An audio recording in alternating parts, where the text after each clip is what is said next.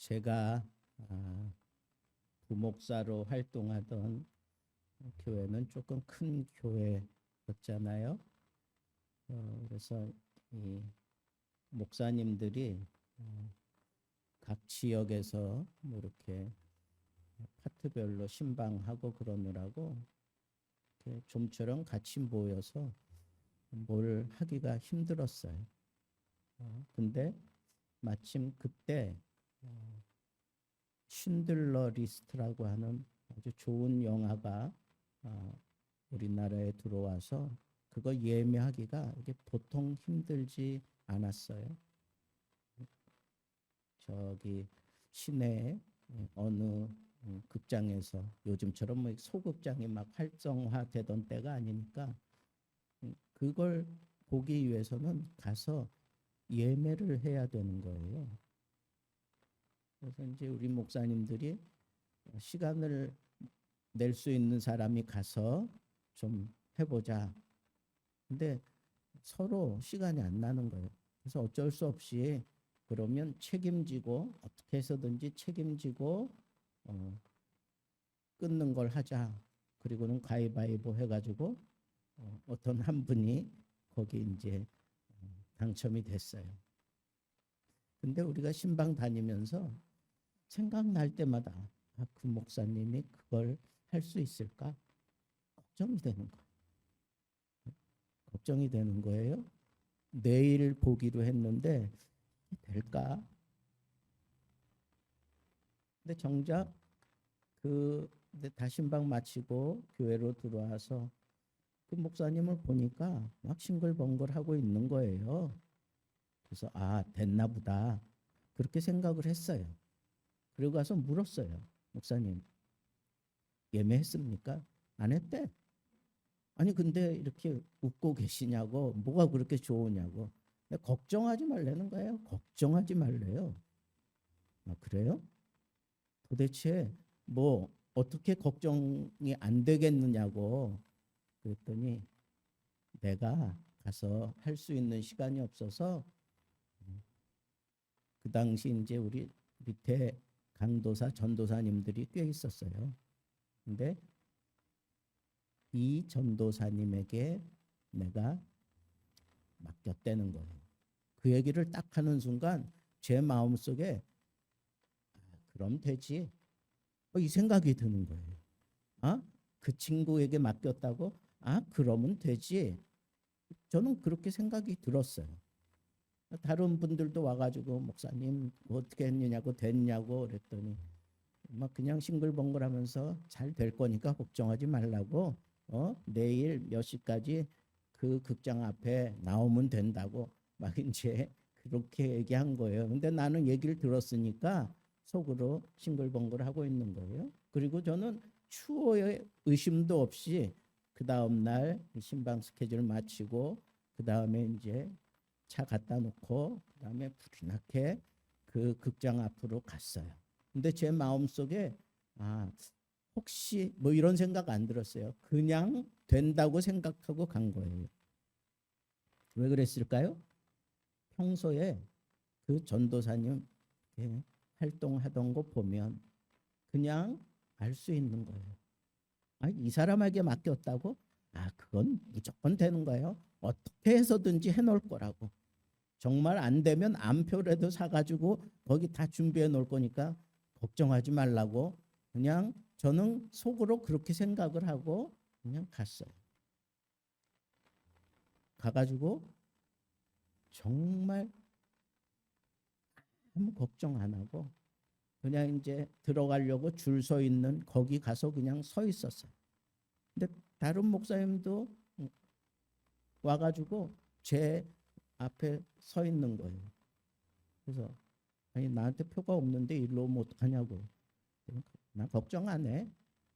이 전도사가 맡았다며? 뭐 그러면서 그냥 그분도 그렇게 오시는 거예요.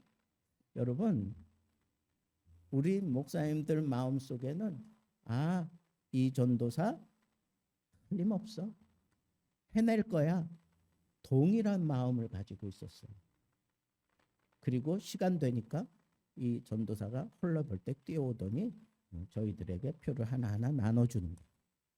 그러면서 좋은 관람하시라고. 그리고는 자기는 싹 사라졌어요. 여러분, 제가 왜 이 말씀 드리겠어요? 우리가 살아가면서 그 사람 틀림없어. 이런 소리 들으며 살아야 되지 않겠어요? 그 사람이 뭘 한다고? 그럼 기대가 돼. 어떻게 했을까? 어떻게 할까? 분명히 해내는 건 틀림없는데 기대가 되네? 어떻게 할까? 그런 사람이 있는가 하면 어떤 사람은 아무리 뭐 이것저것 다 준비해가지고 가서 그냥 전달만 하면 되는데 모든 거 다 끊어줬어요. 차편도 다 끊어주고 그 다음에 혹이라도 놓칠까봐 다른 사람 붙여가지고 그렇게 보냈는데도 믿어지지 않는, 믿어지지 않는 그런 사람도 있습니다. 여러분들은 어떤 사람이에요? 믿음을 주는 사람입니까? 아니면 믿업지 못한 그런 모습으로 살아가고 있는 사람입니까? 이게 사람들 사이에서도 믿을 수 있고 믿지 못하는 게 이렇게 분명하게 갈리는 거라면 하나님 보실 때는 어떨까요? 아니, 하나님이 믿어줄 수 있는 사람은 도대체 어느 정도 해야 되는 걸까요?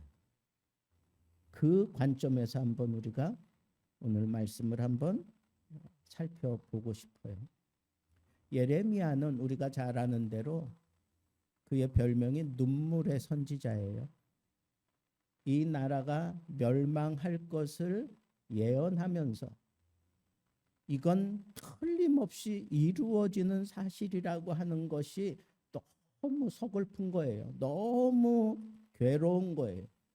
하나님의 백성인데도 왜 망해야 되는지, 그리고 망할 수밖에 없는 이 백성들의 삶의 모습을 보면서 괴로운 거예요.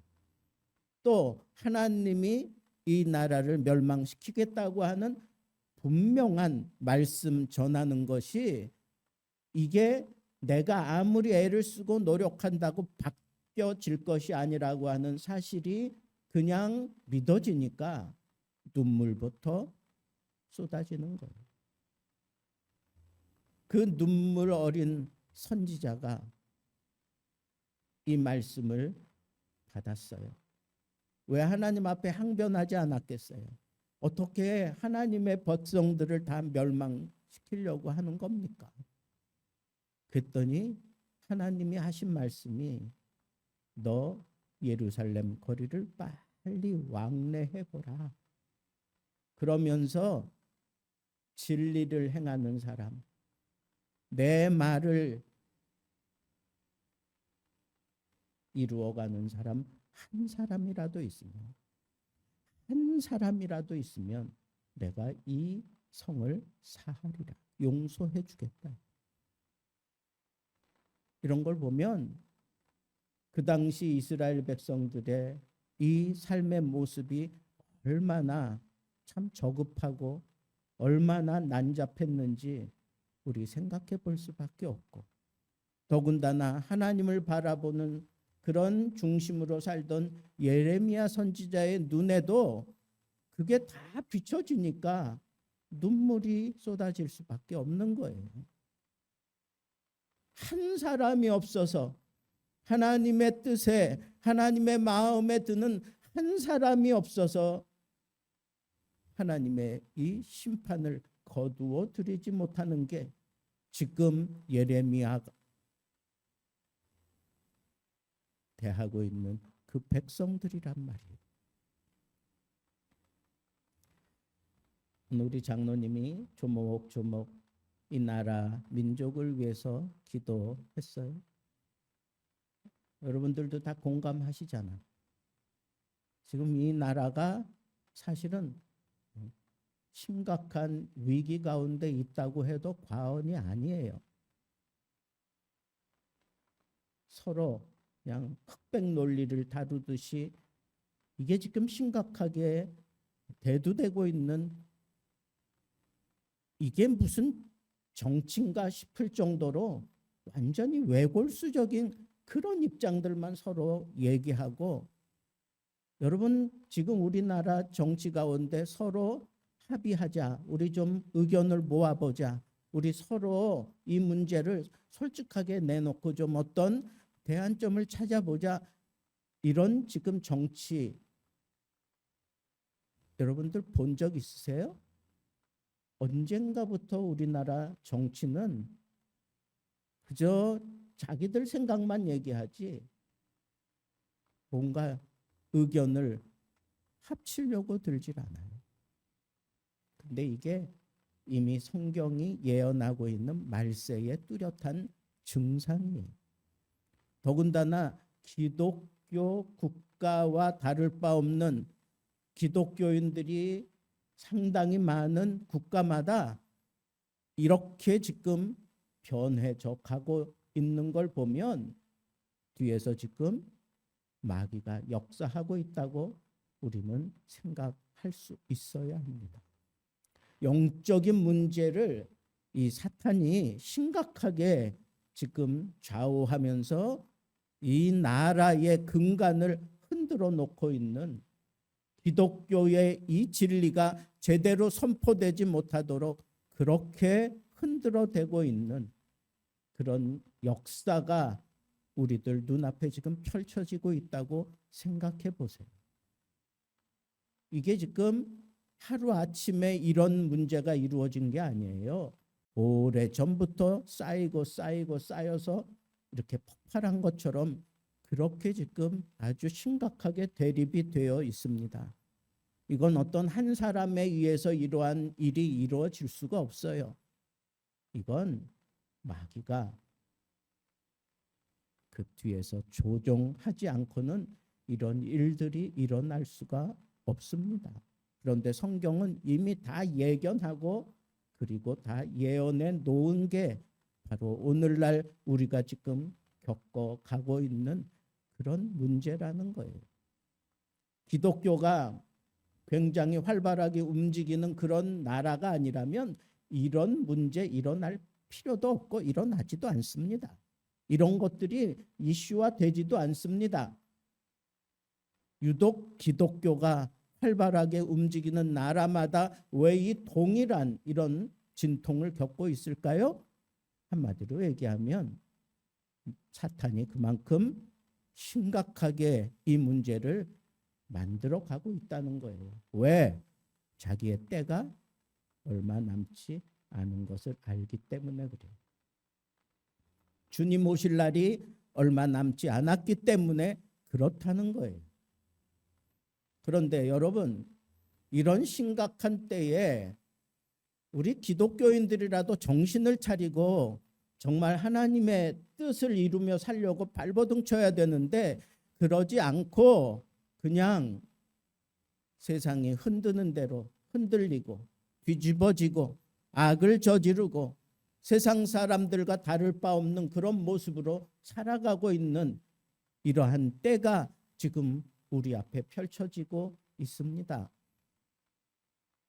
그래서 하나님은 어쩔 수 없이 하나님의 백성들에게도 심판의 채찍을 들 수밖에 없는 이런 심각한 때가 지금 자꾸 코앞으로 다가오고 있습니다.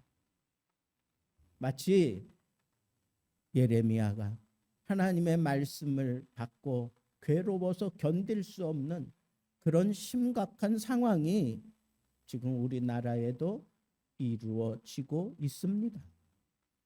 여러분, 이러한 때 하나님은 심판하시겠다고 분명히 말씀을 하셔요. 그리고 우리에게 분명하게 요청하십니다. 정말 의와 진리를 행하면서 정말 내 뜻대로 살아갈 수 있는 사람 한 사람이라도 찾으면 내가 용서해 주겠다고 하는 이 말씀이 오늘 우리들에게 지금 들려지는 것 같은 그런 생각을 우리는 떨칠 수가 없는 게 오늘날 우리의 실정입니다. 그만큼 우리가 많이 타락했다는 거예요. 예수 믿는 사람들이 많이 타락했다는 거예요. 하나님의 뜻을 붙잡고 살아야 될 사람들이 많이 타락했다는 거예요. 요즘 뭐 신부가 무슨 목사님들이 무슨 죄를 저질렀대 어쩌대 그러면 옛날 같으면 뭐 천지가 뭐 개벽이 되고 진동하는 것 같은 그런 충격을 받았는데 요즘에는 그런 얘기 나와봐야 별로 충격도 안 받고 그러고 그냥 지나가잖아요. 왜 그래요? 그만큼 타락했다는 거예요. 기독교인들이 타락을 하고 성직자들이 타락을 하고 하나님의 뜻을 붙들고 살아야 될 사람들이 그만큼 많이 타락한 세대가 바로 우리가 지금 살아가고 있는 이 세대다라고 하는 이 사실을 여러분들이 직시할 수 있는 그런 눈을 가져야 합니다. 여러분, 지금 우리 생활 곳곳에 가장 많이 파고들고 있는 게 뭐라고 생각하세요? 우상이에요, 우상. 우상이 지금 우리들 생활을 막 지배하려고 들어요. 여러분들은 적당히 무슨 타로 아니면 무슨 오늘의 뭐 운세 뭐 이런 거 여러분 막 정말 괴로워하면서 정말 안 된다고 생각하면서 끊어내고 있습니까? 예수 믿는 사람들이 오히려 더 많이 그런 데 다닌다는 그런 통계도 있어요. 그만큼 이제는 이 죄에 대해서 우리가 너무 무마되고 깎이고 그러면서 면역이 생긴 것 같아요. 죄에 대해서 면역이 생긴 것 같아요. 그러니까 어떤 현상이 일어나겠어요? 하나님의 말씀 그러면 듣지 않는 거예요. 하나님의 말씀 그러면 막 진저리 내는 거예요. 나도 다 한다 이거야. 나도 다 한다. 그러니 얘기하지 말아라. 그거 얘기해서 왜 나 마음을 이렇게 속 시끄럽게 만드느냐. 나 다 알아. 그래 그거 잘못됐고 그게 죄라는 거 나 다 알아. 그렇지만 나 그거 듣고 싶지 않아. 이게 오늘날 종교인들의 모습이에요. 여러분 기억하세요. 하나님을 떠난 사회, 나라는 반드시 부패하게 돼 있어요. 하나님에게서 떨어져 나가면 그냥 그대로 유지되는 게 아니에요. 그게 부패가 되게 돼 있어요. 그걸 우리는 영적인 죽음이라고 얘기를 해요. 하나님에게서 끊어져서 혼자 존재하는 이 사람은 부패하게 돼 있어요. 영적으로 죽어 있기 때문에. 생명이 계속해서 그에게 흘러 들어가야 되는데 그러지 못하니까 부패할 수밖에 없다는 거예요. 하나님의 말씀이 싫어, 하나님의 말씀을 받아들이지 않아. 이건 하나님에게서 끊어진 사람들, 하나님을 의도적으로 외면하고 살아가는 사람들에게서 나타나는 공통적인 문제예요. 여러분 어느 날 갑자기 설교하는 게 싫어. 하나님 말씀 듣는 게 싫어. 하나님 말씀 읽는 게 싫어. 하나님 말씀을 가지고 뭔가 이렇게 대답하고 뭐 서로 나누고 이러는 게 막 지긋지긋해. 또 나 이 어떤 문제가 이게 심각해져서 이걸 좀 해결해 보려고 찾아갔는데 그 사람이 성경에 말이야 하나님께서 뭐 이런 식으로 얘기하면 귀를 닫아버려요. 안 들어. 그게 하나님에게서 끊어져서 내가 부패해져 가고 있다고 하는 사실을 알아야 돼요. 여러분 우리 집에 이렇게 부패한 음식이 있으면 그거 어떻게 해요? 잘 보존합니까?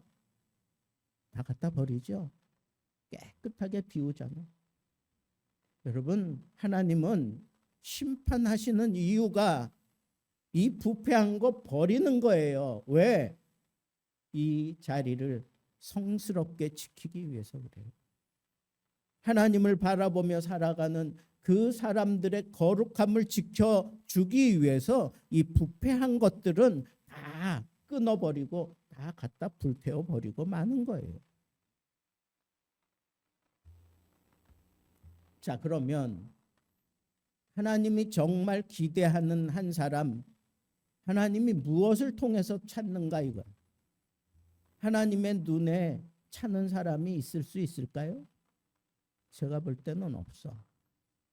근데 하나님의 눈에 차는 사람 없는데 인정해 주는 사람이 있어. 어떤 사람이 인정해 주는지 아세요?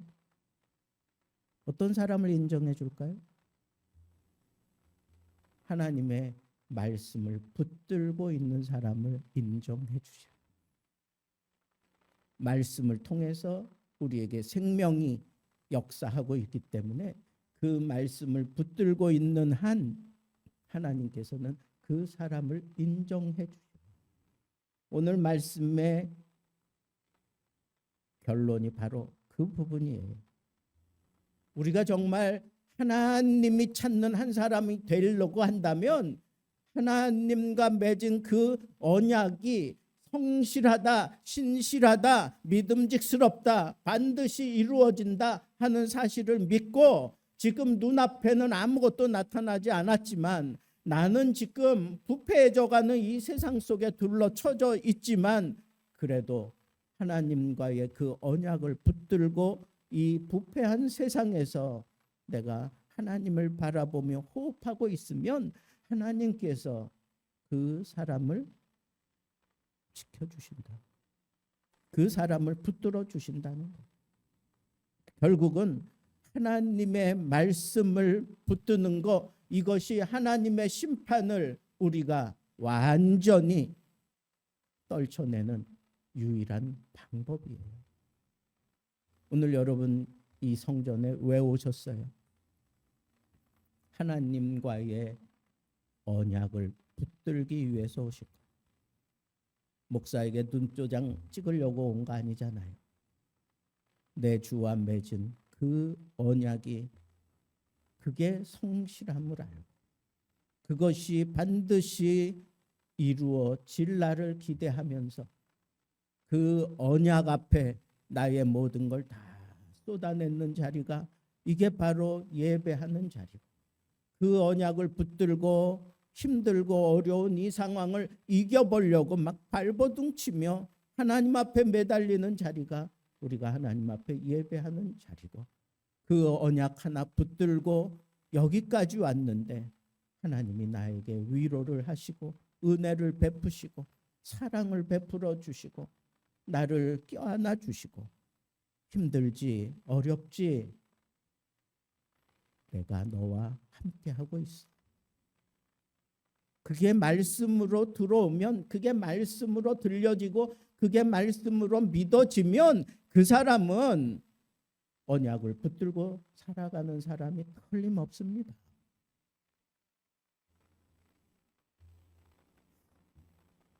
여러분 오늘날 우리가 이 세상 살아갈 때 하나님이 인정하는 사람 어떤 사람일까요?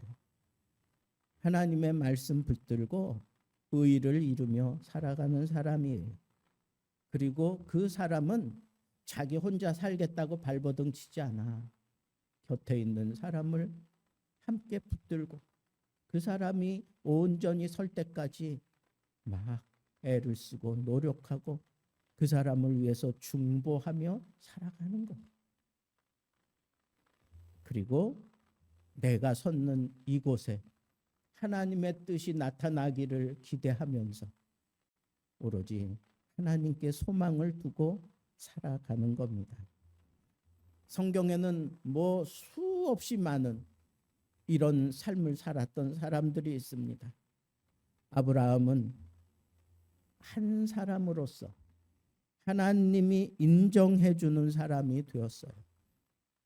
그런데 그 아브라함 한 사람 때문에 하나님과의 이 언약이 성취되었고 이 언약이 그대로 실현되어지도록 길을 열었던 사람이에요.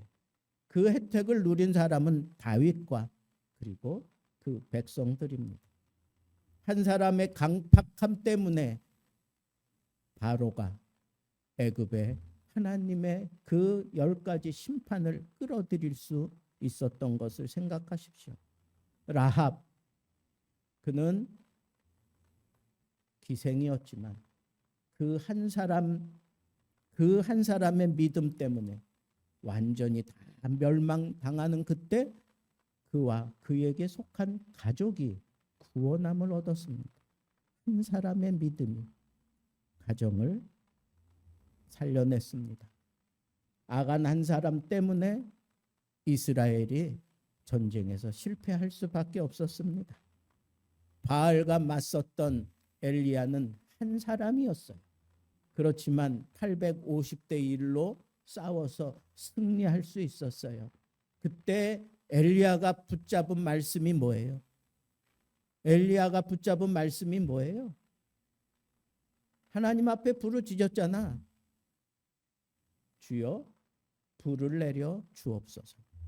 이 언약을 붙잡고 하나님 앞에 요청했을 때 하나님께서 그 제단을 완전히 싹 핥아버릴 정도로 불을 내려서 응답해 주셨습니다. 여러분, 르호보암 한 사람의 그 연약함 때문에 나라가 둘로 나뉘어졌습니다. 에스더 한 사람 때문에 이 민족이 죽음에서 구원함을 얻을 수 있었습니다. 베드로 한 사람 때문에 여러분 이 땅 위에 복음이 계속 증거될 수 있는 그런 놀라운 역사가 일어났다고 하는 사실을 아세요?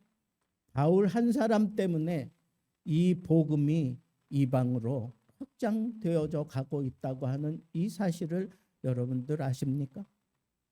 한 사람의 가치가 얼마나 소중한지 이루 말하려고 하면 너무너무 많아요. 성경에 나타난 많은 것들을 다 얘기할 수 있지만 마지막 한 가지만 여러분들에게 얘기하고 싶은 것은 아담 한 사람 때문에 이 세상에 죄가 들어왔다면 마지막 아담 되시는 예수 그리스도 한 사람 때문에 이 세상에 구원의 길이 열렸다고 하는 이 사실을 우리는 생각해 볼 때 하나님이 찾는 한 사람 예수 그리스도와 같으면 될 거 아니겠어요?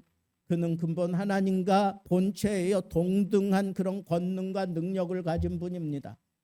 그런데 그는 사람과 같이 되었어요. 종과 같이 되었어요. 신이면서 그는 죽음을 선택하고 죽었어요. 순종하는 사람이었어요. 그리고 하나님을 바라보며 그의 모든 것을 다 맡길 줄 아는 사람이었습니다. 여러분, 저는 여러분들에게 어떤 비전이 있는지 다 알지 못합니다. 어떤 사람은 선교에 대한 비전이 있고 어떤 사람은 전도에 대한 비전이 있고 어떤 사람은 교육에 대한 비전이 있고 어떤 사람은 또 자기가 가지고 있는 그런 다양한 비전들이 있을 겁니다. 그런데 분명한 것은 그 비전이 성취되기까지 하나님과 내가 1대1로 서야 된다는 거예요.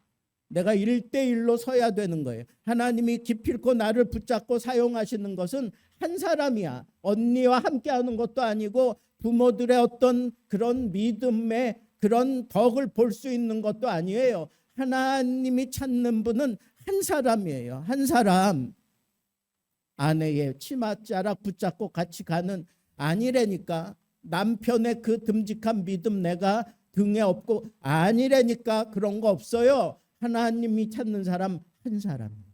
나 한 사람만 제대로 쓰면 내 가정이 달라질 수 있어. 나 한 사람만 하나님이 보실 때 그 사람 쓸만하다 그러면 그 사람을 통해서 학교도 뒤집어 놓고 나라도 뒤집어 놓는 게 그게 하나님이 정하신 이치예요. 여러분, 하나님이 찾는 한 사람 되세요. 하나님이 찾는 한 사람. 다른 거 없어요. 하나님의 말씀이, 이 언약이 지금 나와 하나님 사이를 맺게 했고 이 말씀대로 그대로 이루어지는 줄 알고 여러분 말씀을 붙들고 씨름하며 사세요. 저는 우리 딸을 통해서 아까 제가 말씀드린 성경 통독하는 그 사람들이 뭐 사다리 타게 해가지고 우리 교회가 결정이 됐대. 그래서 헌금을 우리 교회에 보내준 거예요. 지난번에는 20만 원 보내줬어. 나머지 사람들은 20만 원이고 이렇게 결정이 되어지면 이렇게 100만 원을 보내주는 거예요. 뭐 때문에 그 돈이 생겼어요? 자기가 읽어야 되는 분량 다 못 읽으면 자발적으로 그렇게 벌금을 내는 거예요. 벌금을 낸 거 가지고 그거 가지고 이렇게 교회를 위해서 그걸 쓰는 걸 볼 때 아,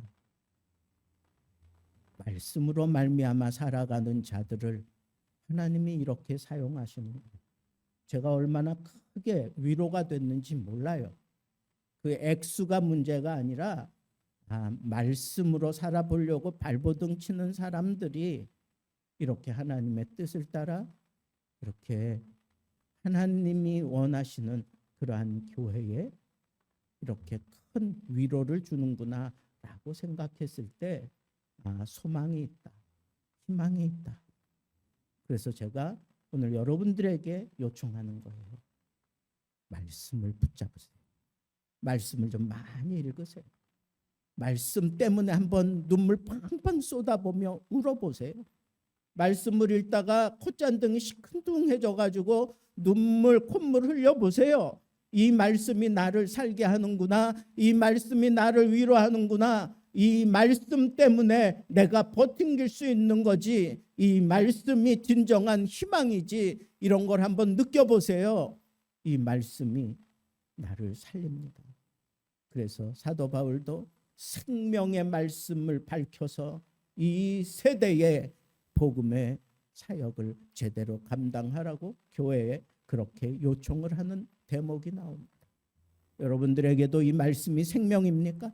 이 말씀이 여러분들에게 생명입니까? 그렇다면 이 말씀과 하나님이 여러분들이 하나가 되어지도록 그렇게 언약으로 묶어놨다고 하는 이 사실을 붙들고 여러분 말씀을 읽으면서 말씀을 들으면서 말씀으로 말미암아 나에게 희망이 빛이 비춰지고 이 말씀으로 말미암아 내 이 힘들고 어려운 삶이 위로가 되고 그 말씀이 권면이 되어서 그 말씀대로 실천하게 됨으로 인해서 내가 살고 가정이 살고 교회가 살고 나라를 살릴 수 있는 그런 멋진 말씀의 사람들 되기를 우리 주님의 이름으로 축복합니다.